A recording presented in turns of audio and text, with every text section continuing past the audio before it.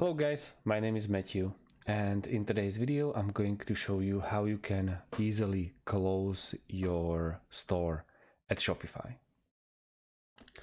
It's really quick and there is no way back, so please make up your mind and really decide if that's what you really want to do with your Shopify store.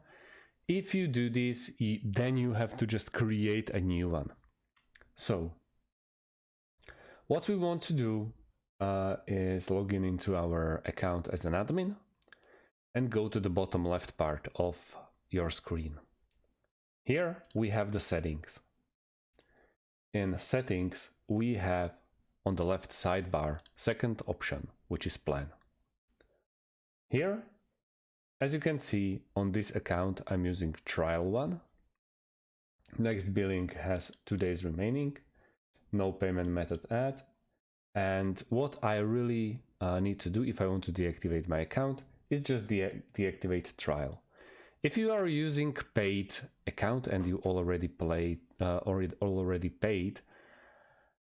for full version, there won't be a trial, there will be like deactivate plan.